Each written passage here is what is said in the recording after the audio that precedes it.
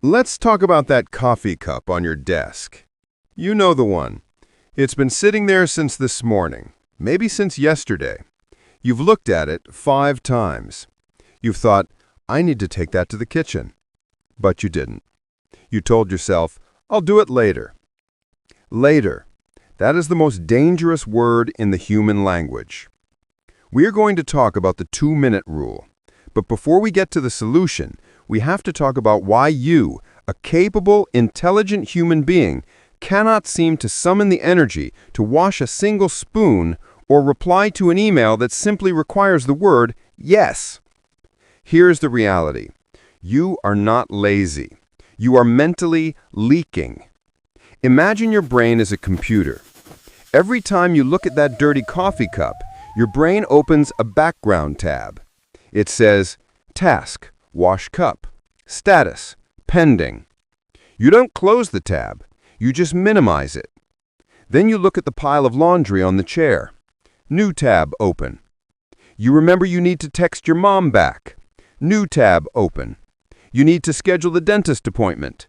New tab open. By 2 p.m., you haven't actually done anything heavy, but you are exhausted. Why? Because you are running a browser with 400 tabs open in the background. Your mental RAM is at 100% usage, just trying to remember all the things you are not doing. This is why we procrastinate tiny tasks. We think the cost of the task is the effort it takes to do it. We think washing the cup takes energy, but that's false. The cost isn't the action. The cost is the holding. It takes more glucose for your brain to remember to do the dishes for 6 hours than it does to actually just stand up and scrub them for 30 seconds. So, how do we close the tabs? How do we stop the leak? Enter the 2-minute rule. The concept was popularized by David Allen in his book Getting Things Done, and it is embarrassingly simple. It states, if a task takes less than 2 minutes to complete, do it immediately. Do not add it to your to-do list. Do not plan it. Do not say later. Just do it. Now, I know what you're thinking.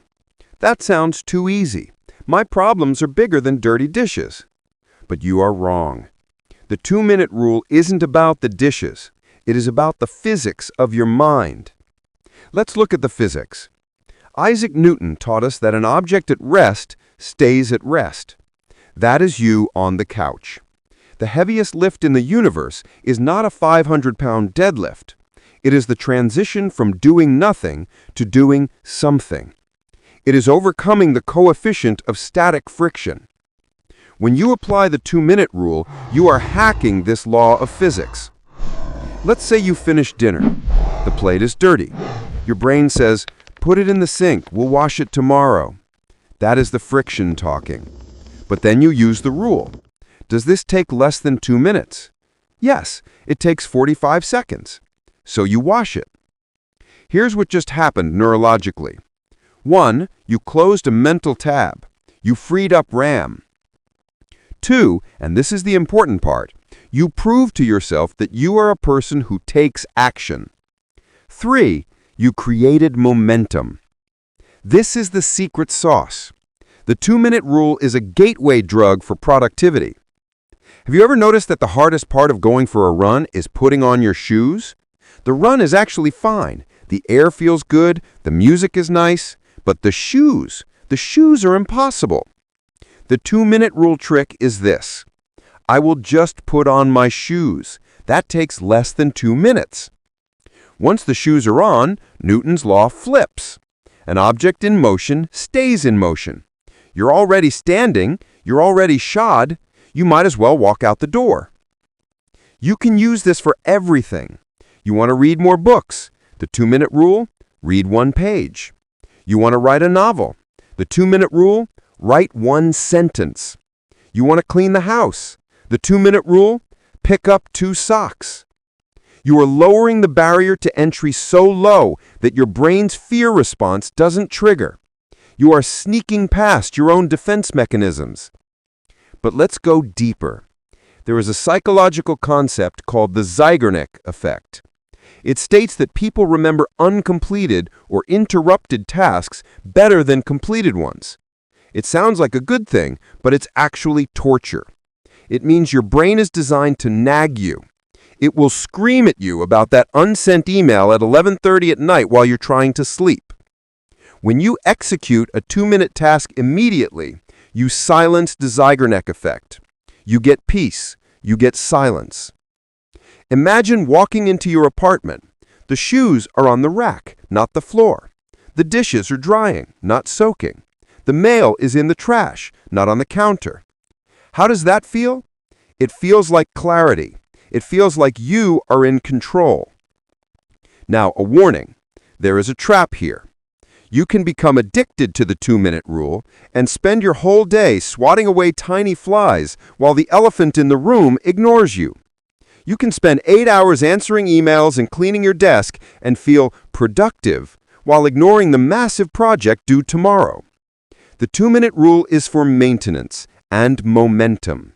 It keeps the ship clean so you can steer it. It is not a replacement for deep work. Use it to clear the decks, then go do the big thing. So here is your challenge. I want you to look around you right now. Don't move your head too much, just shift your eyes. Find one thing. Maybe it's a wrapper on the desk. Maybe it's a coat that's draped over a chair instead of on a hanger. Maybe it's a text message you've been ghosting for 3 days. Ask yourself, does this take less than 120 seconds? If the answer is yes, pause this video. Seriously, pause it. Go do it. Did you do it? If you did, notice how you feel. You feel lighter. That is the dopamine hit of a closed loop. You just bought yourself freedom. The difference between a chaotic life and an organized one isn't magic. It isn't genetics. It's just a pile of 2-minute decisions made in the moment, rather than deferred to the future. Stop treating future you like a dumpster where you throw all your small problems. Future you is tired. Future you is stressed. Be kind to future you. Wash the cup, send the text, pick up the sock. It only takes 2 minutes to change your life.